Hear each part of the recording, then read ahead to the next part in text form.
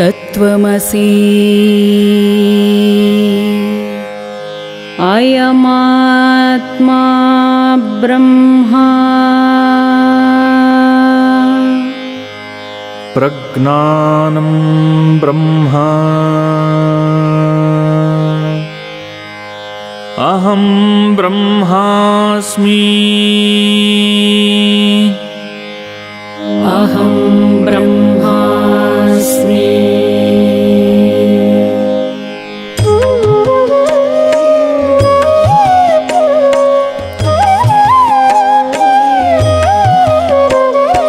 ಶಿರಬಾಗಿ ನಮಿಸುವೆನು ಶಂಕರ ಪದಾಂಬುಜಕ್ಕೆ ಪರಮಾತ್ಮ ನಿರವನ್ನು ತೋರಿದ ಯತಿಗೆ. ಶಿರಬಾಗಿ ನಮಿಸುವೆನು ಶಂಕರ ಪದಾಂಬುಜಕ್ಕೆ ಪರಮಾತ್ಮ ನಿರವನ್ನು ತೋರಿದ ಯತಿಗೆ. ಧರೆಗಿಳಿದು ಬಂದಂಥ ಶಿವನ ಸ್ವರೂಪರಿಗೆ ಅಧ್ಯಾತ್ಮದರಿವಿತ್ತ ಸದ್ಗುರುವಿಗೆ. ಅಧ್ಯಾತ್ಮದರಿವಿತ್ತ ಸದ್ಗುರುವಿಗೆ ಶ್ರೀ ಶಂಕರಾಚಾರ್ಯ ಗುರುವರಗೆ ನಮನ. ಶ್ರೀ ಶಂಕರಾಚಾರ್ಯ ಗುರುವರಗೆ ನಮನ. ಶ್ರೀ ಶಂಕರಾಚಾರ್ಯ ಗುರುವರಗೆ ನಮನ. ಶ್ರೀ ಶಂಕರಾಚಾರ್ಯ ಗುರುವರಗೆ ನಮನ.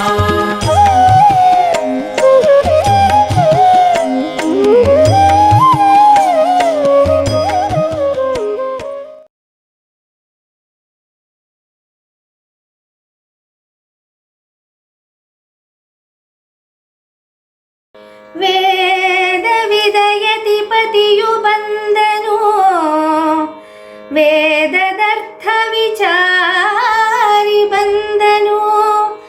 ವೇದ ಸಾರವ ಬೋಧೆಗೈವ ಜಗದ್ಗುರು ಬಂದ. ವೇದ ಮತ ರಕ್ಷಕನು ಬಂದನು. ವಾದಿಗಳ ಹೃಚ್ಛೂಲ ಬಂದನು. ಭೇದವಾದ ವಿಭಾಡ ಬಂದನು. ಯತಿವರನು ಬಂದ.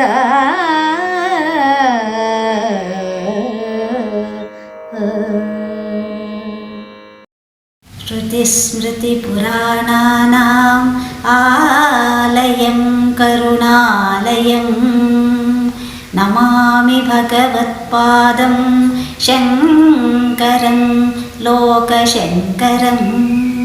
ಶಂಕರಂ ಲೋಕಶಂಕರಂ. ಆಚಾರ್ಯರ ಪಾದಕಮಲಗಳಿಗೆ ವಂದಿಸ್ತಾ ಇಂದಿನ ವ್ಯಾಖ್ಯಾನವನ್ನು ಪ್ರಾರಂಭ ಮಾಡೋಣ. ಈವರೆಗೆ ನೀವಾಗಲೇ ಆಚಾರ್ಯರ ಅನೇಕ ವಿಷಯಗಳನ್ನು ಕಲ್ತ್ಕೊಂಡು ತಿಳ್ಕೊಂಡಿರ್ತೀವಿ. ಈಗ ತಿಳಿಯಬೇಕಾಗಿರ್ತಕ್ಕಂಥ ವಿಷಯ ಅಂತಕ್ಕಂಥದ್ದು ನಾವು ಕೊನೆಗೆ ಬಂದಿದ್ದೀವಿ. ಕೊನೆಯಲ್ಲಿ ಅವರು ಸರ್ವಜ್ಞ ಪೀಠವನ್ನು ಆರೋಹಣ ಮಾಡ್ತಾ ಇದ್ದಾರೆ. ಆ ಆರೋಹಣ ಮಾಡ್ತಕ್ಕಂಥ ಸಂದರ್ಭದಲ್ಲಿ ವಾದಿಗಳನ್ನೆಲ್ಲ ಜಯಿಸಿ ಅವರು ಅದನ್ನು ಆರೋಹಣ ಮಾಡಬೇಕು. ಅದಕ್ಕಾಗಿ ಈಗ ಈ ಒಂದು ಪ್ರಾರಂಭವನ್ನು ಮಾಡ್ತಾ ಇದ್ದೀನಿ. ಎಲ್ಲ ವಾದಿಗಳು ಕೂಡ ಆ ಒಂದು ಪೀಠದ ಹತ್ತಿರ ಇದ್ದಾರೆ. ಆಚಾರ್ಯರು ಶಿಷ್ಯ ಸಮೇತರಾಗಿ ಅಲ್ಲಿಗೆ ಬಂದಿದ್ದಾರೆ.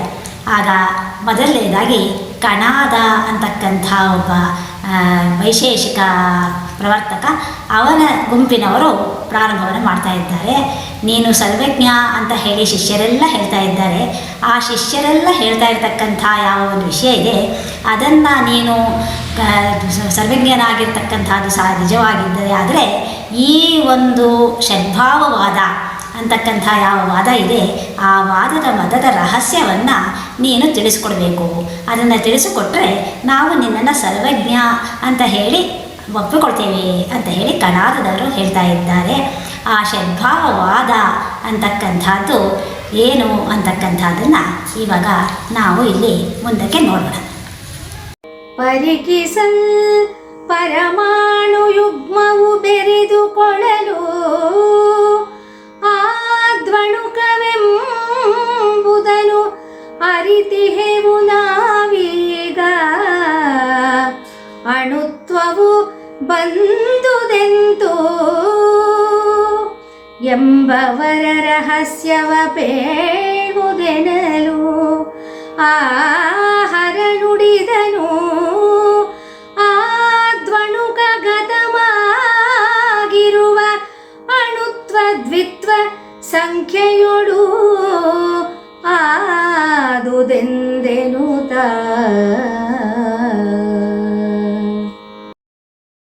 ಈಗ ಕಣಾದರ ಮತವಾಗಿ ಆಚಾರ್ಯರು ಏನು ಹೇಳಿದ್ದಾರೆ ಅಂತಕ್ಕಂಥದ್ದನ್ನು ನೋಡೋಣ.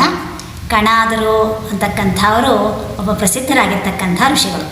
ಇವರು ಕಂಡುಹಿಡ್ತಕ್ಕಂಥ ಯಾವ ಒಂದು ದರ್ಶನ ಇದೆ ಇದನ್ನು ಕಾಣಾದ ಮತ ಅಂತಲೂ ಹೇಳ್ತಾರೆ, ವೈಶೇಷಿಕ ಮತ ಅಂತಲೂ ಹೇಳ್ತಾರೆ. ಈಗ ತರ್ಕ ಅಂತ ಹೇಳಿ ಹೆಚ್ಚು ಉಪಯೋಗಿಸ್ತಾ ಇರ್ತಕ್ಕಂಥದ್ದು ಕೂಡ ಒಂದು ರೀತಿಯಲ್ಲಿ ಈ ಮತದ ಒಂದು ಸ್ವಲ್ಪ ವ್ಯತ್ಯಾಸವಾಗಿರ್ತಕ್ಕಂಥ ಭಾಗ. ಈ ಕಣಾದ ಮತದಲ್ಲಿ ಮುಖ್ಯವಾಗಿರ್ತಕ್ಕಂಥದ್ದು ವೈಶೇಷಿಕ ಅಥವಾ ವಿಶೇಷ ಅಂತಕ್ಕಂಥದ್ದು. ನಾವು ಈಗ ಯಾವುದನ್ನು ವಿಜ್ಞಾನದಲ್ಲಿ ಪರಮಾಣುವಾದ ಅಂತ ಹೇಳ್ತಾ ಇದ್ದೀವೋ ಈ ಪರಮಾಣುವಾದದ ಮೂಲವನ್ನು ನಾವು ಈ ಒಂದು ದರ್ಶನದಲ್ಲಿ ಕಾಣ್ಬೋದು. ಈ ದರ್ಶನದ ಪ್ರಕಾರ ಒಂದು ವಸ್ತುವನ್ನು ಚೂರು ಮಾಡ್ತಾ ಹೋಗ್ತೀವಿ.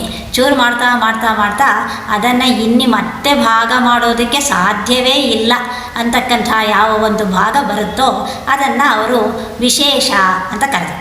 ಅದನ್ನೇ ನಾವೀಗ ಪರಮಾಣು ಅಂತ ಹೇಳ್ತೀವಿ. ಆ ಒಂದು ವಿಶೇಷ ಅಂತಕ್ಕಂಥದ್ದೇ ಪ್ರತಿಯೊಂದು ವಸ್ತುವಿನ ಮೂಲ ವಸ್ತು ಅಂತ ಹೇಳಿ ಅವ್ರು ಹೇಳಿದರು. ಅದನ್ನು ಇಲ್ಲಿ ಹೇಳ್ತಾ ಇದ್ದಾರೆ. ಪರಿಕಿಸಲ್ಪಡ್ತಾ ಇರ್ತಕ್ಕಂಥ ಯಾವ ಒಂದು ಪರಮಾಣು ಅಂತಕ್ಕಂಥದ್ದೇನಿದೆ, ಈ ಪರಮಾಣು ಅಂತಕ್ಕಂಥದ್ದು ಪೃಥ್ವಿ ಅಂತಕ್ಕಂಥದ್ದಕ್ಕೆ ಒಂದು ಪರಮಾಣು, ಪೃಥ್ವಿ ಪರಮಾಣು, ಜಲ ಅಂತಕ್ಕಂಥದ್ದಕ್ಕೆ ಜಲ ಪರಮಾಣು. ಈ ಪರಮಾಣು ಏನಿದೆ ಇದಕ್ಕೆ ಒಂದು ರೂಪ ಅಂತಕ್ಕಂಥದ್ದು ಇಲ್ಲ. ಆದರೆ ರೂಪ ಇರ್ತಕ್ಕಂಥ ವಸ್ತುವನ್ನು ಇದು ಉತ್ಪತ್ತಿ ಮಾಡುತ್ತೆ ಹೇಗೆ ಅಂತಕ್ಕಂಥ ಪ್ರಶ್ನೆಯನ್ನು ಈಗ ಆಚಾರ್ಯರನ್ನು ಕೇಳ್ತಾ ಇದ್ದಾರೆ ಕಾಣಾದರು.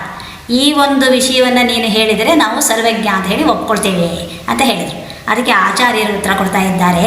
ಪರಮಾಣು ಯುಗ್ಮವು ಬೆರೆದುಕೊಳ್ಳಲು ಆಗ ದ್ವೆಣುಕವೆಂದು ಅಂತ ಹೇಳಿ.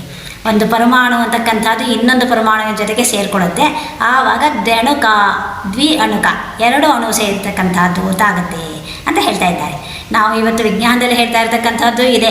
ಎರಡು ಆಟಮ್ ಸೇರಿದ್ರೆ ಮಾಲಿಕ್ಯೂಲ್ ಅಂತ ನಾವು ಏನನ್ನು ಹೇಳ್ತೀವಿ ಅದನ್ನೇ ಇಲ್ಲಿ ದ್ವೆಣುಕ. ಆ ದ್ವೆಣುಕಗಳು ಸೇರಿಕೊಂಡು ದಪ್ಪ ಆಗುತ್ತಾ ಆಗುತ್ತಾ ಹೋಗಿ ವಸ್ತುಗಳು ಆಗುತ್ತೆ ಅಂತಕ್ಕಂಥ ಪರರಹಸ್ಯವ ಪೇಳುವುದು ಅಂತ ಹೇಳಿದ್ದನ್ನು ಈಗ ಆಚಾರ್ಯರು ಹೇಳಿದ ತಕ್ಷಣ ಆ ಒಂದು ಅಣುತ್ವ ಅಂತಕ್ಕಂಥದ್ದು ದ್ವಿತ್ವ ಸಂಖ್ಯೆಯಲ್ಲಾಗತ್ತೆ. ಆ ಎರಡು ಅಂತಕ್ಕಂಥದ್ದು ಹೇಳಿದ ತಕ್ಷಣ ಎಂದುದನ್ನು ಕೇಳುತ್ತಾ ಕಣಾದ ವೃಂದವು ಶಂಕರ ಪದಾಬ್ಜಕ್ಕೆ ವಂದಿಸುತ್ತಾ, ಶಂಕರರ ಪಾದಗಳಿಗೆ ವಂದಿಸಿ ನೀನು ಸರ್ವಜ್ಞ ಅಂತ ಹೇಳಿ ಒಪ್ಪಿಕೊಂಡು ಹೋಗ್ತಾ ಇದ್ದಾರೆ. ಮುಂದಿನ ಯಾವ ಒಂದು ಮತದವರು ಬರ್ತಾರೆ ಅಂತಕ್ಕಂಥದ್ದನ್ನು ಈಗ ನೋಡೋಣ.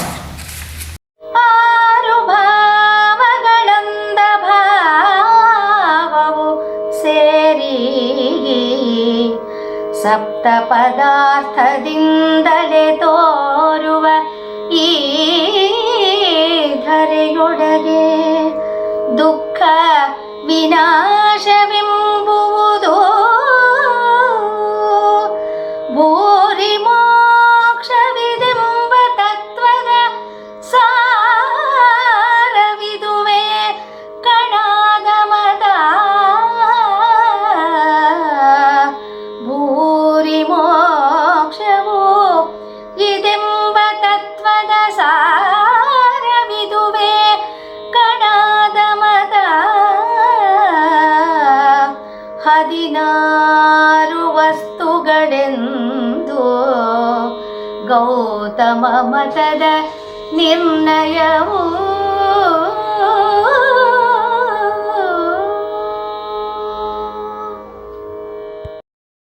ಕಣಾದರು ಹೀಗೆ ಸರ್ವಜ್ಞ ಅಂತ ಹೇಳಿ ಆಚಾರ್ಯರನ್ನು ಒಪ್ಪಿಕೊಂಡು ಹೋದ ನಂತರ ಈಗ ಮುಂದಿನ ಮತದಾಗಿರ್ತಕ್ಕಂಥ ಗೌತಮ ಮತದ ತತ್ವಕ್ಕಿರುವ ಮುಕ್ತಿಯ ಭೇದ ಅಂತ ಹೇಳಿ ಗೌತಮರ ಅನುಯಾಯಿಗಳು ಯಾರಿದ್ದಾರೆ ಅವರು ತಮ್ಮ ಮತದ ವಿಚಾರವಾಗಿ ಸರ್ವಜ್ಞತ್ವವನ್ನು ಒಪ್ಪಿಕೊಳ್ಳೋದಕ್ಕೆ ಮೊದಲು ವಿಚಾರವನ್ನು ವಿವರಿಸು ಅಂತ ಹೇಳಿ ಆಚಾರ್ಯರನ್ನು ಕೇಳ್ತಾ ಇದ್ದಾರೆ.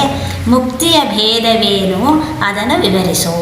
ಸರ್ವಜ್ಞರಾಗಿರ್ತಕ್ಕಂಥವನು ಎಲ್ಲ ಒಂದು ದರ್ಶನಗಳನ್ನು ಕೂಡ ತಿಳಿದುಕೊಂಡಿರಬೇಕು. ಈಗ ಮುಕ್ತಿ ಅಂತಕ್ಕಂಥದ್ದೇ ಎಲ್ಲ ದರ್ಶನಗಳಿಗೂ ಪ್ರಧಾನವಾಗಿರ್ತಕ್ಕಂಥ ವಿಷಯ. ಎಲ್ಲ ದರ್ಶನಗಳು ಕೂಡ ಮುಕ್ತಿ ಪಥವನ್ನು ಕಂಡುಹಿಡಿಯೋದಕ್ಕೆ ಬೇರೆ ಬೇರೆ ರೀತಿಯಲ್ಲಿ ವಿವರಣೆಯನ್ನು ಕೊಡ್ತಾ ಇದ್ದಾರೆ.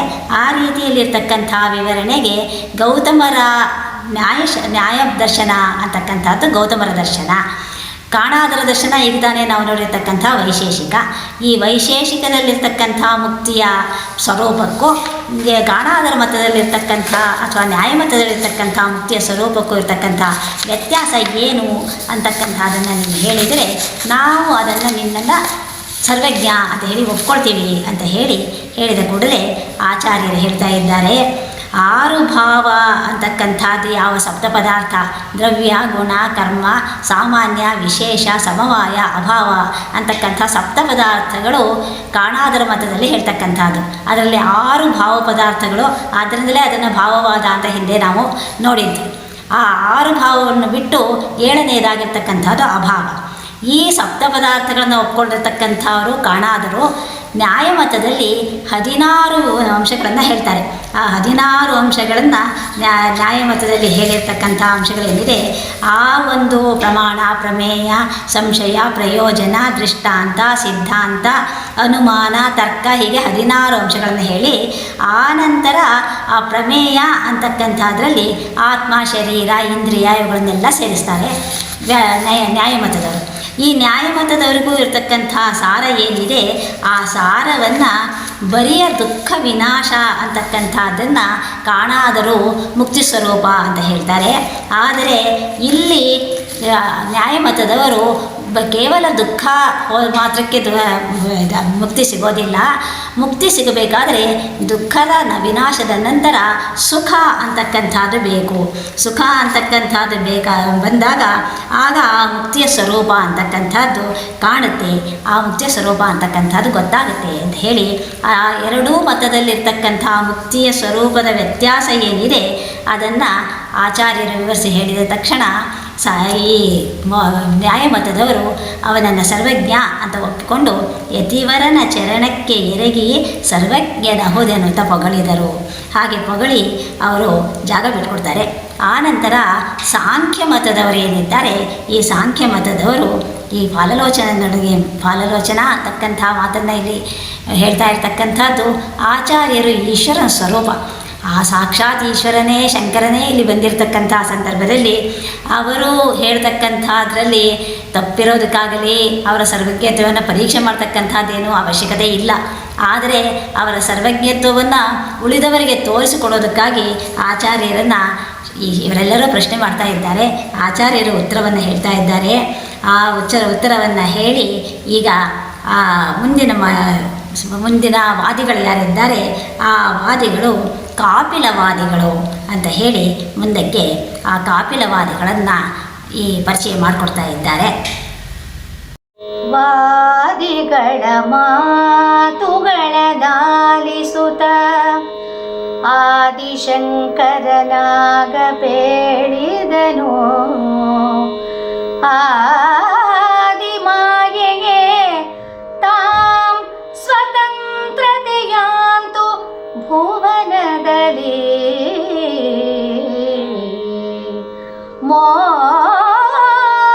ಮೋದದಿಂದಿಹಳೆಂದು ಕಾಪಿಲವಾದಿಗಳ ಮತವು ಎಂಬ ಮತದೊಳಗೆ ಆದಿಮಾಯಯುತಾನಧೀನೆಯೋ. ಕಾಪಿಲವಾದಿಗಳ ಮತವು ಎಂಬ ಮತದೊಳಗೆ ಆದಿಮಾಯಯುತಾನಧೀನೆಯು ಪರಮಶಿವಗೆನುತ.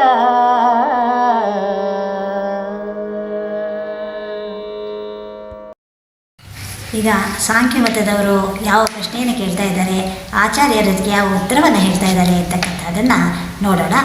ಸಾಂಖ್ಯರ ಮತ ಅಂತಕ್ಕಂಥದ್ದು ಕಪಿಲ ಮಹಾಮುನಿಗಳಿಂದ ಕಂಡುಹಿಡಿದಿರ್ತಕ್ಕಂಥ ದರ್ಶನ. ಈ ದರ್ಶನದಲ್ಲಿ ಪ್ರಕೃತಿ ಪುರುಷ ಅಂತಕ್ಕಂಥ 2 ತತ್ವವನ್ನು ಅವರು ಒಪ್ಕೊಳ್ತಾರೆ.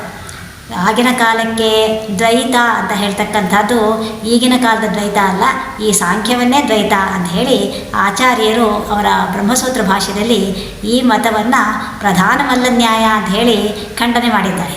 ಅಂತಹ ಒಂದು ಮತವಾದ ಅನುಯಾಯಿಗಳು ಈಗ ಎದುರುಗಡೆ ನಿಂತ್ಕೊಂಡು ಕೇಳ್ತಾ ಇದ್ದಾರೆ, ಮೂಲ ಯೋನಿಯು ತಾಂ ಸ್ವತಂತ್ರೆಯೋ ಮೇಣ್ ಅಧಿಷ್ಠಿತೆಯೋ. ಅವರ ಪ್ರಕೃತಿ ಮತ್ತು ಪುರುಷ ಅಂತಕ್ಕಂಥ ಯಾವ 2 ತತ್ವ ಇದೆ, ಅದರಲ್ಲಿ ಪ್ರಕೃತಿಯನ್ನು ಇಲ್ಲಿ ಮೂಲ ಯೋನಿ ಅಂತ ಹೇಳ್ತಾ ಇದ್ದಾರೆ. ಈ ಮೂಲ ಯೋನಿ ಅಂತಕ್ಕಂಥದ್ದು ಅವರ ಪ್ರಕಾರ ಸ್ವತಂತ್ರವಾಗಿರ್ತಕ್ಕಂಥದ್ದು. ಅವರ ಒಂದು ತತ್ವ ಅಂತಕ್ಕಂಥದ್ದು ಏನಿದೆ ಅಂತಕ್ಕಂಥದ್ದನ್ನು ಪಂಗ್ವಂಧ ನ್ಯಾಯ ಅಂತಕ್ಕಂಥ ಮಾತಿನಿಂದ ಅವ್ರು ಹೇಳ್ತಾರೆ. ಒಬ್ಬ ಕುರುಡ, ಒಬ್ಬ ಹೆಳವ, ಇವರಿಬ್ಬರೂ ಕೂಡ ಒಂದು ಯಾವುದಾದ್ರೂ ಒಂದು ಪ್ರದೇಶಕ್ಕೆ ಹೋಗಬೇಕು ಅಂತ ಇಟ್ಕೊಳ್ಳೋಣ. ಆವಾಗ ಹೆಳವನನ್ನು ಕುರುಡ ಹೆಗಲ ಮೇಲೆ ಕೂರಿಸ್ಕೊಳ್ತಾನೆ. ಕುರುಡನಿಗೆ ಹೆಳವ ಮೇಲೆ ಕೂತ್ಕೊಂಡು ದಾರಿಯನ್ನು ತೋರಿಸ್ತಾನೆ. ಆವಾಗ ಕುರುಡ ಜಾಗಕ್ಕೆ ಹೋಗ್ತಾನೆ. ಇವರಿಬ್ಬರೂ ಸೇರಿ ಗಮ್ಯವನ್ನು ತಲುಪಬಹುದು ಅಂತಕ್ಕಂಥದ್ದು ಅವರ ಒಂದು ಉದಾಹರಣೆಯ ರೂಪದಂತ ಹೇಳ್ಬೋದಾದಂಥ ಒಂದು ವಿಧಾನ. ಈ ಒಂದು ವಿಧಾನದ ಪ್ರಕಾರ ಈ ಕುರುಡ ಅಂತಕ್ಕಂಥದ್ದೇನಿದೆ, ಈ ಒಂದು ತತ್ವ ಏನಿದೆ, ಈ ಒಂದು ಇದು ಕೆಲಸವನ್ನು ಮಾಡುತ್ತೆ, ಹೋಗುತ್ತೆ. ಆದರೆ ಇದಕ್ಕೆ ಎಲ್ಲಿಗೆ ಹೋಗಬೇಕು, ಏನು ಮಾಡಬೇಕು ಅಂತ ಗೊತ್ತಿಲ್ಲ. ಮೇಲಿರ್ತಕ್ಕಂಥ ಹೆಳವ ದಾರಿಯನ್ನು ತೋರಿಸ್ಬೇಕು. ಪ್ರಕೃತಿ ಪುರುಷ ಅಂತಕ್ಕಂಥದ್ದನ್ನು ಈ ಒಂದು ರೀತಿಯಲ್ಲಿ ಅವರು ಇಟ್ಕೊಂಡಿದ್ದಾರೆ. ಪ್ರಕೃತಿ ಅಂತಕ್ಕಂಥದ್ದು ಸ್ವತಂತ್ರವಾಗಿ ಕೆಲಸವನ್ನೇನೋ ಮಾಡುತ್ತೆ, ಆದರೆ ಅದಕ್ಕೆ ಕೆಲಸ ಮಾಡೋದಕ್ಕೆ ದಾರಿ ತೋರಿಸಬೇಕಾಗಿರ್ತಕ್ಕಂಥದ್ದು, ಮಾರ್ಗದರ್ಶನ ಮಾಡಬೇಕಾಗಿರ್ತಕ್ಕಂಥದ್ದು ಪುರುಷನ ಕರ್ತವ್ಯ. ಎಷ್ಟು ಪುರುಷರಿದ್ದಾರೋ, ಎಷ್ಟು ಜೀವಿಗಳಿದ್ದಾರೋ ಅಷ್ಟು ಪುರುಷರನ್ನು ಅವರು ಸ್ವೀಕಾರ ಮಾಡ್ತಾರೆ. ಈ ರೀತಿಯಾಗಿರ್ತಕ್ಕಂಥ ತತ್ವಕ್ಕೂ ಮತ್ತು ಸ್ವತಂತ್ರವಾಗಿರ್ತಕ್ಕಂಥ ಆತ್ಮಸ್ವರೂಪವನ್ನು ಹೊಂದಿರತಕ್ಕಂಥ ಅದ್ವೈತಕ್ಕೂ ಇರತಕ್ಕಂಥ ವ್ಯತ್ಯಾಸವನ್ನು ಆಚಾರ್ಯರು ತಮ್ಮ ಈ ಮುಂದಿನ ಶ್ಲೋಕದ ಪ್ರಕಾರ ತಮ್ಮ ಉತ್ತರವನ್ನು ಕೊಡ್ತಾ ಇದ್ದಾರೆ. ಆದಿಮಾಯೆಯು ತಾಂ ಸ್ವತಂತ್ರಯಾಂತು ಭುವನದಲ್ಲಿ ಮೋದದಿಂದ ಇಹಳೆಂದು ಕಾಪಿಲವಾದಿಗಳ ಮತ. ಮಾಯೆ ಅಂತಕ್ಕಂಥವಳು ಸ್ವತಂತ್ರಳಾಗಿ ಅಲ್ಲಿ ತೆಗೆದುಕೊಳ್ತಾ ಇದ್ದಾಳೆ. ಆದರೆ ಅದ್ವೈತರ ಪ್ರಕಾರ ಆದಿಮಾಯೆ ಅಂತಕ್ಕಂಥವಳು ಪರಮಶಿವನಿಗೆ ಅಥವಾ ಪರಮೇಶ್ವರನಿಗೆ ಪರತತ್ವ ಅಂತಕ್ಕಂಥ ಯಾವ ಒಂದು ಬ್ರಹ್ಮತತ್ವವನ್ನು ಅದ್ವೈತದಲ್ಲಿ ಸ್ವೀಕಾರ ಮಾಡಿದ್ದಾರೋ ಅದಕ್ಕೆ ಅಧೀನವಾಗಿರ್ತಕ್ಕಂಥದ್ದು ಮಾಯೆ. ಅದನ್ನೇ ಇಲ್ಲಿ ಮಾಯೆ, ಅವರು ಪ್ರಕೃತಿ ಅಂತ ಯಾವುದನ್ನು ಕರೀತಾರೋ ಅದನ್ನು ಅದ್ವೈತರ ಪ್ರಕಾರ ಮಾಯೆ ಅಂತ ಹೇಳಿ, ಈ ಮಾಯಾಶಕ್ತಿ ಇರ್ತಕ್ಕಂಥದ್ದು ಪರಮಶಿವನಿಗೆ ಅಧೀನವಾಗಿರ್ತಕ್ಕಂಥ ಶಕ್ತಿ ಅಂತ ಸ್ವೀಕಾರ ಮಾಡ್ತಾರೆ. ಅವರು ಸ್ವತಂತ್ರ ಅಂತ ಸ್ವೀಕಾರ ಮಾಡ್ತಾರೆ ಅಂತ ಯಾವ ಒಂದು ಅದ್ವೈತಕ್ಕೂ ಕಾಪಿಲ ಮತಕ್ಕೂ ಇರತಕ್ಕಂಥ ವ್ಯತ್ಯಾಸವನ್ನು ತೋರಿಸಿದ್ರು, ಆಗ ಅವರು ಆಚಾರ್ಯರನ್ನು ಸರ್ವಜ್ಞರು ಅಂತ ಹೇಳಿ ಒಪ್ಪಿಕೊಂಡು ಮುಂದಕ್ಕೆ ದಾರಿಯನ್ನು ಬಿಡ್ತಾರೆ. ಎಂದು ಸೌಗತರು ಅಧಿಕ ಗರ್ವದೆನಿಂದು ಮಾರ್ಗವ ತಡೆಗೆ ವರಬಾಲೆದು ಮೌಳಿಯು ನಗುತ ನುಡಿದನು ಮಧುರ ವಚನದಲ್ಲಿ. ಒಂದೆನಿಪ ಬಾಹ್ಯಾರ್ಥವಾದಿಗಳಿಂದ ಎರಡು ವಿಧದಿಂದ, ಒಂದೆನಿಪ ಬಾಹ್ಯಾರ್ಥವಾದಿಗಳಿಂದ ಎರಡು ವಿಧದಿಂದ ರಾಜಿಪರೋ, ಒಂದು ಸೌತ್ರಾಂತಿಕವೋ ವೈಭಾಷಿಕವೋ ಮತ್ತೊಂದು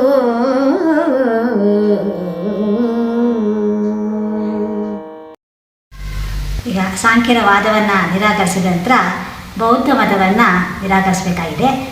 ಬೌದ್ಧ ಮತದವರು ಆಚಾರ್ಯರ ಮುಂದಕ್ಕೆ ಬಂದು ನಮ್ಮ ವಾದದಲ್ಲಿರ್ತಕ್ಕಂಥ ವಿಧಗಳು ಯಾವುದು, ಬಾಹ್ಯಾರ್ಥವಾದ ಅಂತಂದರೆ ಏನು, ಅದಕ್ಕೆ ತಕ್ಕಂಥ ಭೇದ ಏನು ಅಂತಕ್ಕಂಥದ್ದನ್ನು ಕೇಳ್ತಾ ಇದ್ದಾರೆ. ಅದಕ್ಕೆ ಆಚಾರ್ಯರು ಅವರ ಗರ್ವವನ್ನು ಮುರಿಬೇಕು ಅಂತಕ್ಕಂಥ ಸೌಗತರ ಅಧಿಕ ಗರ್ವದ ನಿಂದು ಮಾರ್ಗವ ತಡೆಯೇ ಅಂತ ಹೇಳ್ತಾ ಇರೋದ್ರಿಂದ ಅವರು ಹೇಳ್ತಾ ಇದ್ದಾರೆ. ಬಾಹ್ಯಾರ್ಥವಾದಿಗಳು ಅಂತಕ್ಕಂಥವರು ಬುದ್ಧ ತನ್ನ ಉಪದೇಶವನ್ನು ಕೊಟ್ಟ ನಂತರ ಅವರ ಶಿಷ್ಯರು ಆ ಉಪದೇಶವನ್ನು ಬೇರೆ ಬೇರೆ ರೀತಿಯಾಗಿ ಸ್ವೀಕಾರ ಮಾಡಿದರು. ಆ ಸ್ವೀಕಾರ ಮಾಡಿದವರು ಎರಡು ವಿಧವಾಗಿ ವಿಭಾಗವಾದರು. ಕೆಲವರು ತಮ್ಮ ಆತ್ಮೋನ್ನತಿಯೇ ಮುಖ್ಯ, ಉಳಿದವರ ವಿಚಾರ ಇದರಲ್ಲಿ ಪ್ರಮುಖವಲ್ಲ ಅಂತಕ್ಕಂಥ ಉದ್ದೇಶ ಇಟ್ಕೊಂಡವರು ಹೀನವಾದಿಗಳು ಅಂಥೇಳಿ, ಹೀನಾಚಾರ ಅಂಥೇಳಿ ಯೋಗಾಚಾರ ಅಂತಕ್ಕಂಥ ಒಂದು ಮಹಾಯಾನ ಮತ್ತು ಹೀನಯಾನ ಅಂತ ಹೇಳಿ ಎರಡು ವಿಭಾಗ ಆದರು. ಮಹಾಯಾನಿಗಳು ಪರವಾಗಿಲ್ಲ, ಉಳಿದವರಿಗೂ ಕೂಡ ಈ ವಿಷಯವನ್ನು ತಿಳಿಸ್ಬೋದು ಅಂತ ಹೇಳಿ ಸ್ವಲ್ಪ ಹೆಚ್ಚು ಸ್ವಾತಂತ್ರ್ಯವನ್ನು ತೆಗೆದುಕೊಂಡ್ರು. ಅವರು ಮಹಾಯಾನಗಳಾದರು. ಈ ಮಹಾಯಾನವನ್ನು ಈಗ ಮೊದಲು ಆಚಾರ್ಯರು ನಿರಾಕರಿಸ್ತಾ ಇದ್ದಾರೆ. ಇವರನ್ನೇ ಬಾಹ್ಯಾರ್ಥವಾದಿಗಳು ಅಂತ ಕೂಡ ಹೇಳ್ತಾರೆ. ಬಾಹ್ಯಾರ್ಥವಾದಿಗಳು ಅಂತ ಯಾತಕ್ಕೆ ಹೇಳ್ತಾ ಇದ್ದಾರೆ ಅಂತಂದರೆ, ಈ ವಿಭಾಗದವರು ಹೊರಗಿನ ವಸ್ತುವನ್ನು ನಂಬ್ತಾರೆ. ಹೊರಗಿನ ವಸ್ತುವನ್ನು ಪ್ರತ್ಯಕ್ಷ ಪ್ರಮಾಣ ಮತ್ತು ಅನುಮಾನ ಪ್ರಮಾಣ, ಈ ಎರಡು ಪ್ರಮಾಣದಿಂದ ಅವರು ತಿಳಿದುಕೊಳ್ಳಬಹುದು ಅಂತ ಹೇಳಿ ವಿಷಯವನ್ನು ತೆಗೆದುಕೊಂಡಿದ್ದಾರೆ. ಅದರಲ್ಲಿಯೂ ಕೂಡ ಈ ಎರಡು ಭಾಗ ಇದೆ. ಅದನ್ನೇ ಹೇಳ್ತಾ ಇದ್ದಾರೆ ಸೌತ್ರಾಂತಿಕ ಮತ್ತು ವೈಭಾಷಿಕ ಅಂಥೇಳಿ ಎರಡು ಭಾಗವನ್ನು ಹೇಳ್ತಾ ಇದ್ದಾರೆ. ಅನುಮಾನ ಪ್ರಮಾಣ ಮತ್ತು ಪ್ರತ್ಯಕ್ಷ ಪ್ರಮಾಣ ಅಂತಕ್ಕಂಥ ಎರಡು ಪ್ರಮಾಣವನ್ನು ಬೌದ್ಧರು ಒಪ್ಕೊಳ್ತಾರೆ. ಅದರಲ್ಲಿ ಮೊದಲನೆಯವರಿರ್ತಕ್ಕಂತಹ ಸೌತ್ರಾಂತಿಕರು ಎರಡೂ ಪ್ರಮಾಣವನ್ನು ಒಪ್ಕೊಳ್ತಾರೆ. ವೈಭಾಷಿಕರು ಅನುಮಾನ ಪ್ರಮಾಣವನ್ನು ಕೂಡ ಒಪ್ಕೊಳ್ಬಹುದು ಅಂಥೇಳಿ ಎರಡು. ವೈಭಾಷಿಕರಿಗೆ ಪ್ರತ್ಯಕ್ಷ ಮಾತ್ರ ಸಾಕ್ಷಿ, ವೈಭಾಷಿಕರು ಪ್ರತ್ಯಕ್ಷವನ್ನು ಮಾತ್ರ ತೆಗೆದುಕೊಳ್ತಾರೆ. ಸೌತ್ರಾಂತಿಕರು ಅನುಮಾನ ಪ್ರಮಾಣವನ್ನು ತೆಗೆದುಕೊಳ್ತಾರೆ. ಅನುಮಾನ ಪ್ರಮಾಣ ಅಂದರೆ ಏನು ಅಂತಕ್ಕಂಥದ್ದಕ್ಕೆ ಒಂದು ಉದಾಹರಣೆಯನ್ನು ಕೊಡ್ಬೋದು. ಒಂದು ಪರ್ವತವನ್ನು ನೋಡೋಣ. ಆ ಪರ್ವತದಲ್ಲಿ ಹೊಗೆ ಕಾಣಿಸ್ತಾ ಇದೆ. ಆ ಹೊಗೆ ಅಂತಕ್ಕಂಥದ್ದನ್ನು ನೋಡಿ ಅಲ್ಲಿ ಬೆಂಕಿ ಇದೆ ಅಂತಕ್ಕಂಥ ಊಹಿಸ್ಬೋದು. ಈ ರೀತಿಯಾಗಿರ್ತಕ್ಕಂಥ ಊಹೆಯಿಂದ ತಿಳಿದುಕೊಳ್ತಕ್ಕಂಥ ವಿಧಾನ ಏನಿದೆ ಇದನ್ನು ಅನುಮಾನ ಪ್ರಮಾಣ. ಇದನ್ನು ಕೂಡ ಸೌತ್ರಾಂತಿಕರು ಒಪ್ಕೊಳ್ತಾರೆ. ಆದರೆ ಇನ್ನೊಂದು ವಿಭಾಗದವರಿಗೆ ಕೇವಲ ಪ್ರತ್ಯಕ್ಷ ಪ್ರಮಾಣ, ಯಾವುದು ಕಣ್ಣಿಗೆ ಕಾಣಿಸುತ್ತೆ, ಯಾವುದು ಇಂದ್ರಿಯಗಳಿಗೆ ಗೋಚರವಾಗುತ್ತೆ ಅದನ್ನು ಮಾತ್ರ ತೆಗೆದುಕೊಳ್ತಾರೆ ಅಂಥೇಳಿ ಈ ಒಂದು ಭೇದವನ್ನು ಆಚಾರ್ಯರು ತಿಳಿದುಕೊಂಡು ಆನಂತರ ಈ ಕ್ಷಣಿಕ ಭಾವ ಅಂತಕ್ಕಂಥದ್ದು ಮಾತ್ರ ಎಲ್ಲರಿಗೂ ಸಮಾನ ಅಂಥೇಳಿ ಆ ಪಂಗಡದವರನ್ನು ಈ ವಾದದಿಂದ ಗೆಲ್ತಾ ಇದ್ದಾರೆ. ಮುಂದಕ್ಕೆ ನೋಡೋಣ. ಆವುದನು ವಿಜ್ಞಾನವೆನ್ನುತ್ತ ಭಾವಿಪರೋ ವಿಜ್ಞಾನವಾದಿಗಳು ಆ ವಿಗಡ ವಸ್ತುವನು ವರವೇದಾಂತವಾದಿಗಳು ತಾವು ನೆರೆ ಪರಮಾತ್ಮನು ಎನ್ನುತ್ತ ಭಾವಿಸುವರು. ಆತ್ಮನಿಗೆ ಸಲ್ಲದು ಸಾವು ಬೇಣು ಬಹುತ್ವವು. ಆತ್ಮನಿಗೆ ಸಲ್ಲದು ಸಾವು ಮೇಣು ಬಹುತ್ವವು. ಆತನು ಅಭೇದನಾಗಿಹನು,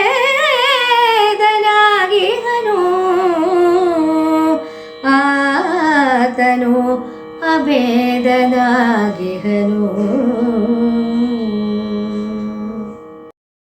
ಮುಂದೆ ಬೌದ್ಧ ಮತದ ಇನ್ನೊಂದು ವಿಭಾಗ ಯಾವುದಿದೆ, ಆ ವಿಭಾಗದಲ್ಲಿ ಮತ್ತೆ ಎರಡು ಭಾಗ ಇದೆ, ಯೋಗಾಚಾರ ಮತ್ತು ಮಾಧ್ಯಮಿಕ ಅಂಥೇಳಿ. ಈ ಎರಡನ್ನು ಕೂಡ ವಿಜ್ಞಾನವಾದ ಅಂತ ಕೂಡ ಹೇಳ್ತಾರೆ.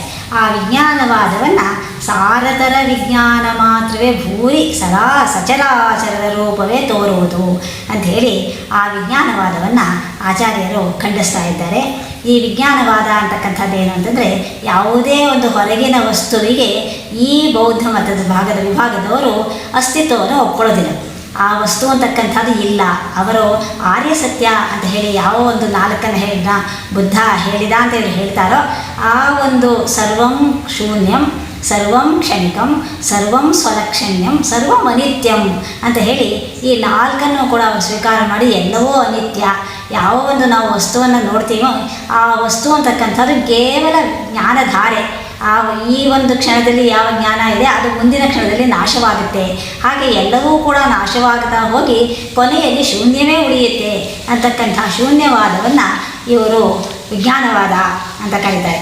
ಆ ಒಂದು ವಿಜ್ಞಾನವಾದವನ್ನು ಯೋಗಾಚಾರರು ಅಂತಕ್ಕಂಥವ್ರು ಹೇಳ್ತಾ ಇದ್ದಾರೆ ಅಂಥೇಳಿ ಆ ವಿಜ್ಞಾನವಾದವನ್ನು ಆಚಾರ್ಯರು ವಿಸ್ತಾರವಾಗಿ ಹೇಳಿ ಆ ವಿಸ್ತಾರವಾಗಿರ್ತಕ್ಕಂಥ ವಿಜ್ಞಾನವಾದ ಹೇಗೆ ತಪ್ಪು ಅಂತ ಹೇಳಿ ವೇದಾಂತಿಗಳ ನೆರವಿನಲ್ಲಿ ಅದು ಮುಂದೆ ಹೇಳ್ತಾ ಇದ್ದಾರೆ.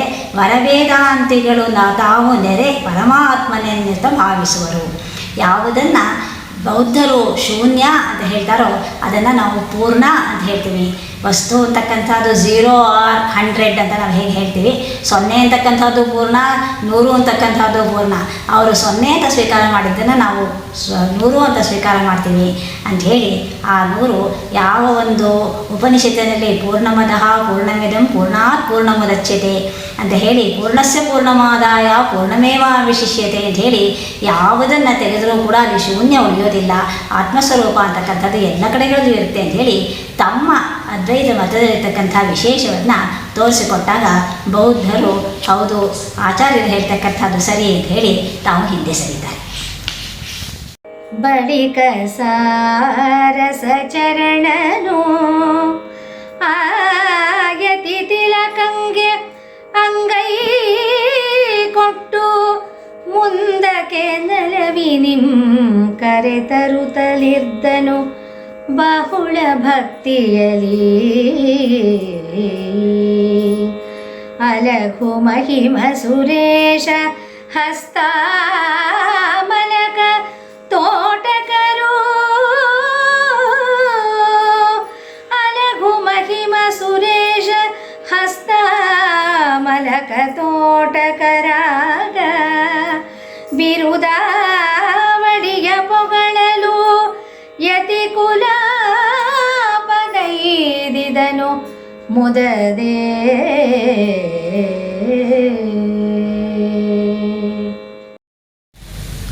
ಈ ರೀತಿ ಆಚಾರ್ಯರು ಎಲ್ಲ ವಾದಿಗಳನ್ನು ಗೆದ್ದು ದಕ್ಷಿಣದ ಯಾವ ದ್ವಾರ ಅಂತಕ್ಕಂಥದ್ದಿತ್ತೋ ಅದು ಇದುವರೆಗೂ ತೆಗೆದಿರಲಿಲ್ಲ. ದಕ್ಷಿಣದಿಂದ ಯಾವುದೇ ವ್ಯಕ್ತಿ ತಾನು ಸರ್ವಜ್ಞ ಅಂತ ಹೇಳಿ ಧೈರ್ಯವಾಗಿ ಇಷ್ಟೊಂದು ವಾದಗಳನ್ನು ಎದುರಿಸಿ ಗೆದ್ದು ಆ ಸರಸ್ವತಿ ಪೀಠವನ್ನು ಏರೋದಕ್ಕೆ ಅರ್ಹನಾಗಿರಲಿಲ್ಲ.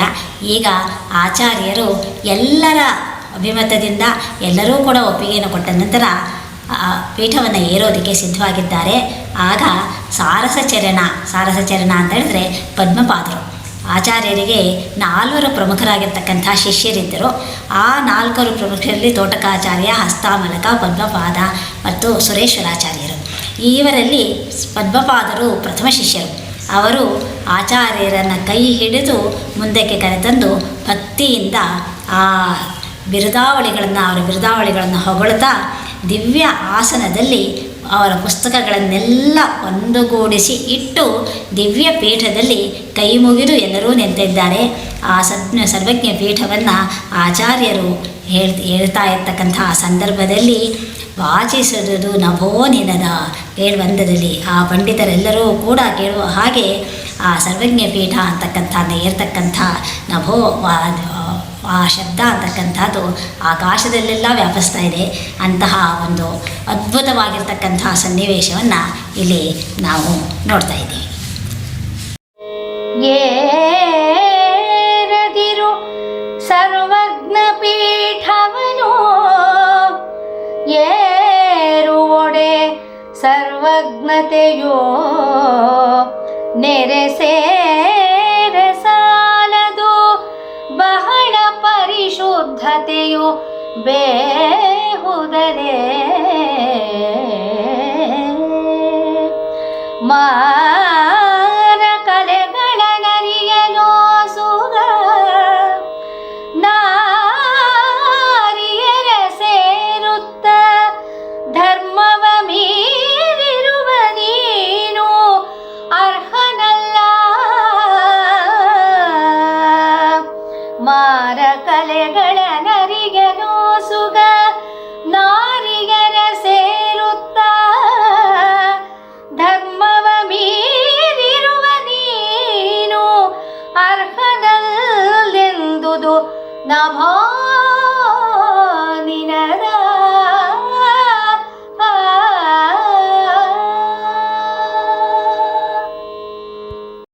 ಸರ್ವಜ್ಞ ಪೀಠವನ್ನು ಇನ್ನೇನು ಹತ್ತದೇ ಇರತಕ್ಕಂಥ ಸಂದರ್ಭದಲ್ಲಿ ಈಗ ಮತ್ತೊಂದು ತೊಂದರೆ ಅಂತಕ್ಕಂಥದ್ದು ಬರ್ತಾ ಇದೆ. ಏರದಿರು ಸರ್ವಜ್ಞ ಪೀಠವ ಏರುವೊಡೆ ಸರ್ವಜ್ಞತೆ ಸಾಲದು ಪರಿಶುದ್ಧತೆ ಬೇಹುದಲೆ ಅಂತ ಹೇಳಿ ವಾಣಿ ಎಚ್ಚರಿಸ್ತಾ ಇದ್ದಾಳೆ. ಹಿಂದೆ ಈ ಸಂದರ್ಭದಲ್ಲಿ ಹಿಂದಿನ ಕಥೆಯನ್ನು ಒಂದು ಸ್ವಲ್ಪ ಹಿಂದೆ ನೆನೆಸ್ಕೊಳ್ಬೇಕು. ಆಚಾರ್ಯರು ಮಂಡನ ಮಿಶ್ರನನ್ನು ವಾದದಲ್ಲಿ ಸೋಲಿಸಿದರು. ಆ ನಂತರ ಆತನ ಭಾರ್ಯೆಯಾಗಿರ್ತಕ್ಕಂಥ ಉಭಯ ಭಾರತಿಯನ್ನು ವಾದದಲ್ಲಿ ಸೋಲಿಸಬೇಕಾಗಿರ್ತಕ್ಕಂಥ ಸಂದರ್ಭ ಬಂತು. ಆಗ ಆಕೆ ಮಾರಕಲೆಗಳ ಬಗ್ಗೆ ವಿಚಾರವನ್ನು ಕೇಳೋದಕ್ಕೆ ಪ್ರಯತ್ನ ಮಾಡ್ತಾಳೆ. ಆದ್ದರಿಂದ ಆಚಾರ್ಯರು ರಾಜನೊಬ್ಬನ ಶರೀರದಲ್ಲಿ ಪ್ರವೇಶ ಮಾಡಿ ಈ ಕಲೆಯ ವಿಚಾರವನ್ನು ತೆಗೆದುಕೊಂಡು ಬಂದು ಆನಂತರ ಉಭಯ ಭಾರತಿಯನ್ನು ಸೋಲಿಸಬೇಕಾಗತ್ತೆ. ಈಗ ವಾಣಿ ಆ ವಿಷಯವನ್ನು ನೆನಪಿಸ್ತಾ ಇದ್ದಾಳೆ. ನೀನು ಸರ್ವಜ್ಞನಾಗಿರಬಹುದು, ಆದರೆ ಈ ಒಂದು ಕಾಮಕಲೆಯನ್ನು ತಿಳಿದುಕೊಳ್ಳೋದಕ್ಕಾಗಿ ಸನ್ಯಾಸ ಧರ್ಮವನ್ನು ಮೀರಿ ರಾಜನ ದೇಹವನ್ನು ಪ್ರವೇಶ ಮಾಡಿದ್ದೀರಿ, ಈ ವಿಷಯವನ್ನು ತಿಳ್ಕೊಂಡು ಬಂದಿದ್ದೀಯಾ, ಆದ್ದರಿಂದ ನೀನು ಪರಿಶುದ್ಧನಲ್ಲ. ಆಚಾರ್ಯರಾಗಿರ್ತಕ್ಕಂಥವರು ಈ ಒಂದು ಕಾರ್ಯವನ್ನು ಮಾಡಿರೋದ್ರಿಂದ ಸರ್ವಜ್ಞ ಪೀಠವನ್ನು ಏರಬಾರದು ಅಂತ ಹೇಳಿ ವಾಣಿ ಹೇಳಿದಾಗ ಆಗ ಆಚಾರ್ಯರು ಹೇಳ್ತಾ ಇದ್ದಾರೆ, ಒಂದು ದೇಹದ ಕರ್ಮಫಲ ಮತ್ತೊಂದು ದೇಹಕ್ಕೆ ಘಟಿಸದು. ನಮ್ಮ ಅದ್ವೈತದ ಪ್ರಕಾರ ಈ ಶರೀರ ಅಂತಕ್ಕಂಥದ್ದೇ ತನ್ನದೇ ಆಗಿರ್ತಕ್ಕಂಥ ಅಸ್ತಿತ್ವವನ್ನು ಇಟ್ಕೊಂಡಿಲ್ಲ. ಜಡವಾಗಿರ್ತಕ್ಕಂಥ ಶರೀರ ಅಂತಕ್ಕಂಥದ್ದು ಯಾವುದೇ ಪುಣ್ಯ ಪಾಪವನ್ನು ಮಾಡಿದರೂ ಕೂಡ ಆತ್ಮಕ್ಕೆ ಸಂಬಂಧಿಸಿರ್ತಕ್ಕಂಥದ್ದೇ ಹೊರತು ಶರೀರಕ್ಕೆ ಸಂಬಂಧಪಟ್ಟದ್ದಲ್ಲ. ಯಾವ ಒಂದು ಶರೀರ ಅಂತಕ್ಕಂಥದ್ದು ಆತ್ಮಕ್ಕೆ ಸಂಬಂಧವಾಗಿರ್ತಕ್ಕಂಥ ಕೆಲಸವನ್ನು ಆ ಶರೀರದಲ್ಲಿ ಮಾಡಿದರೆ ಅದು ಆ ಆತ್ಮಕ್ಕೆ ಸಂಬಂಧಪಟ್ಟದ್ದೇ ಹೊರತು ಆಚಾರ್ಯರ ಆತ್ಮ ಅಂತಕ್ಕಂಥದ್ದಕ್ಕೆ ಈ ಯಾವುದೇ ಪುಣ್ಯ ಪಾಪಗಳ ಲೇಪ ಇಲ್ಲ. ಆದ್ದರಿಂದ ಒಂದು ಶರೀರದಲ್ಲಿ ಮಾಡಿರ್ತಕ್ಕಂಥ ಪಾಪ ಪುಣ್ಯ ಅಂತಕ್ಕಂಥದ್ದು ಇನ್ನೊಂದು ಶರೀರಕ್ಕೆ ಘಟಿಸೋದಿಲ್ಲ, ಜೀವಾತ್ಮನಿಗೆ ಸಂಬಂಧಪಟ್ಟದ್ದು.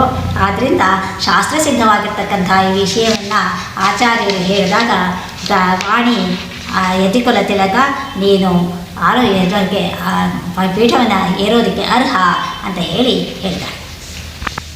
ಮೇರು ಶಿಖರವನು ಅಮೃತಕರ ತಾನೇರುವಂದದೆ ದಿವ್ಯ ಪೀಠವನೇರಿದನು. ಶಶಿಮೌಳಿಯಾಗಲು ಶಿಷ್ಯ ಸಂದೋಹ ಭೂರಿ ಬಿರುದಾವಳಿಯ ಪೊಗಳುತ್ತ ಅಪಾರ ಸಂಭ್ರಮದಿಂದಲಿರೆ ಗಂಭೀರ ಭೇರಿ ನಾದವೆಸೆದುದು ಗಗನ ದೇಶದಲ್ಲಿ. ಗಂಭೀರ ಭೇರಿ ನಾದವೆಸೆದುದು. ಮುಂದಕ್ಕೆ ಆಚಾರ್ಯರ ಆ ಒಂದು ವರ್ಣನೆ ಏನಿದೆ, ಈ ವರ್ಣನೆಯನ್ನು ಕವಿ ವಿವಿಧವಾಗಿರ್ತಕ್ಕಂಥ ಉಪಮೆಗಳನ್ನು ಕೊಟ್ಟು ವಿವರಣೆ ಕೊಡ್ತಾ ಇದ್ದಾನೆ. ಧರೆಯನ್ನು ಆವರಿಸಿರ್ಪ ತಿಮಿರವ ಪರಿಹರಿಸುವ. ಇಡೀ ಜಗತ್ತನ್ನು ಕತ್ತಲೆ ಅಂತಕ್ಕಂಥದ್ದು ಆವರಿಸಿರುತ್ತೆ. ಆ ಕತ್ತಲೆ ಅಂತಕ್ಕಂಥದ್ದು ಸೂರ್ಯ ಹುಟ್ಟಿದ ತಕ್ಷಣ ಹೇಳ ಹೆಸರಿಲ್ಲದಂತೆ ಮಾಯವಾಗುತ್ತೆ.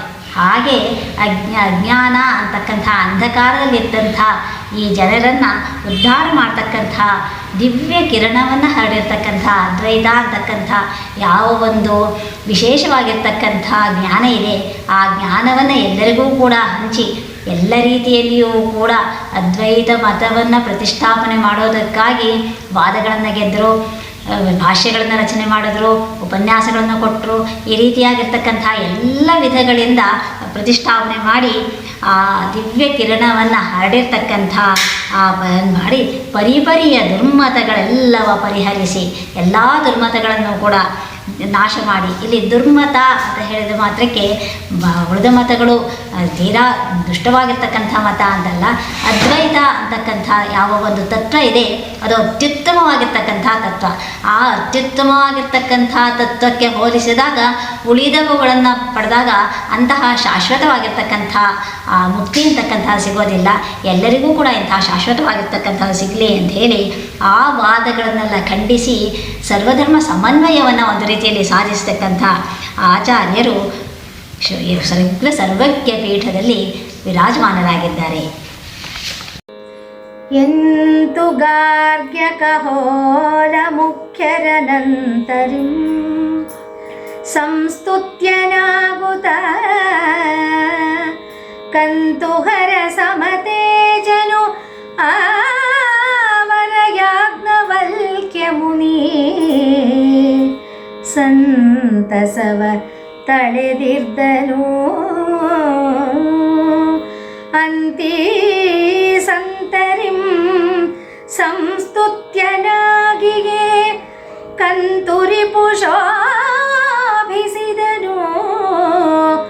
ಆ ಸರ್ವಜ್ಞ ಪೀಠದಲ್ಲಿ ಕಂತುರಿಪು ಶೋಭಿಸಿದನು.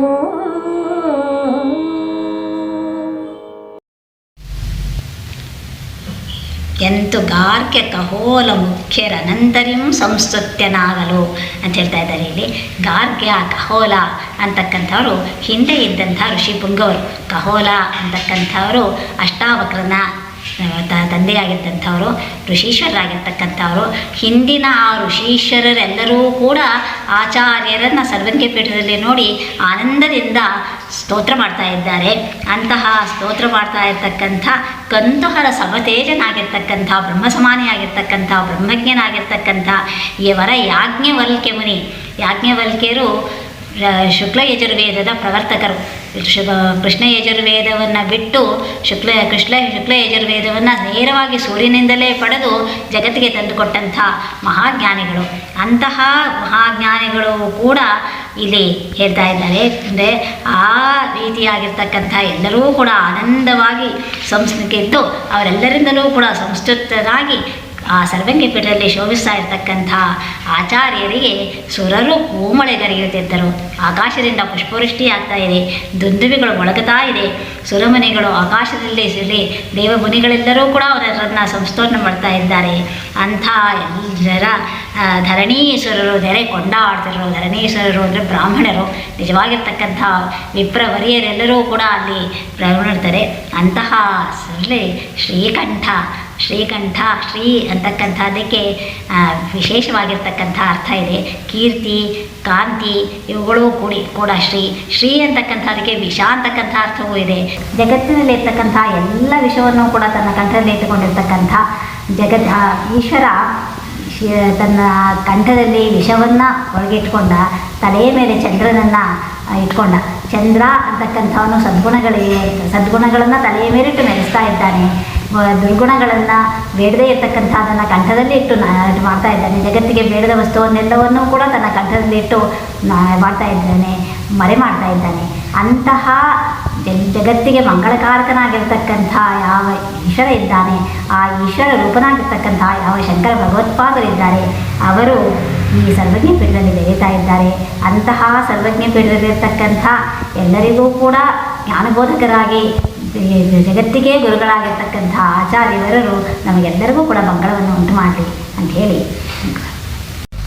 ಓಂ ಅಸತೋ ಮಾ ಸದ್ಗಮಯ ತಮಸೋ ಮಾ ಜ್ಯೋತಿರ್ಗಮಯ ಮೃತ್ಯೋರ್ಮಾ ಅಮೃತಂ ಗಮಯ. ಓಂ ಶಾಂತಿ ಶಾಂತಿ ಶಾಂತಿ. ಸುರರು ಮಳೆಗರೆಯುತ್ತಿದ್ದರು,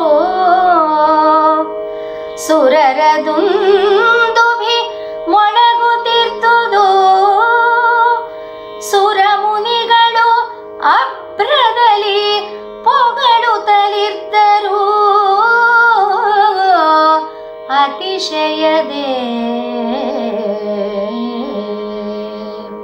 ಸುರಪ ಮುಖ್ಯ ಅಮರರು ಧರಣಿ ಸುರರು.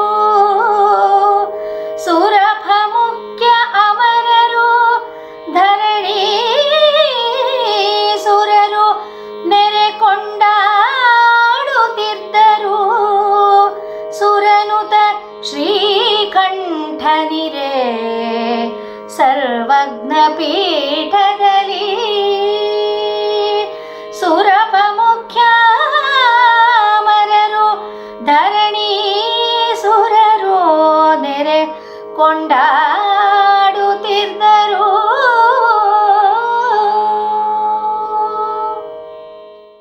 ಜೀವನದ ಗುರಿಯನ್ನು ಬಾಲ್ಯದಲ್ಲೇ ಅರಿಯುತ್ತ ಪರಮ ಪದಕ್ಕೆಂದು ಸನ್ಯಾಸ ಪಡೆದು.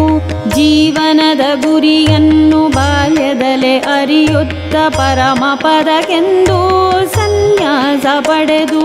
ತಿರುಗಿ ಭಾರತದ ಉತ್ತಗಲದೊಳಗೆಲ್ಲ ಪರತತ್ವದರ್ಥವನ್ನು ಬಿತ್ತರಿಸಿದವಗೆ, ಪರತತ್ವದರ್ಥವನ್ನು ಬಿತ್ತರಿಸಿದವಗೆ. ಶ್ರೀ ಶಂಕರಾಚಾರ್ಯ ಗುರುವರಗೆ ನಮನ. ಶ್ರೀ ಶಂಕರಾಚಾರ್ಯ ಗುರುವರಗೆ ನಮನ.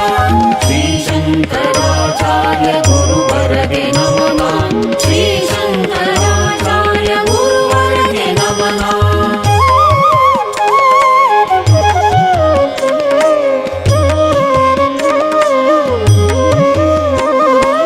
ಅನುಭವಿಯು ನೀ ನಡೆದ ಹಾದಿಯೊಳಗಡಿ ಇಡುವ ಮನವೆನಗೆ ಕೊಡಿರೆನುತ ಬೇಡುವೆನು ಗುರುವೇ. ಅನುಭವಿಯು ನೀ ನಡೆದ ಹಾದಿಯೊಳಗಡಿ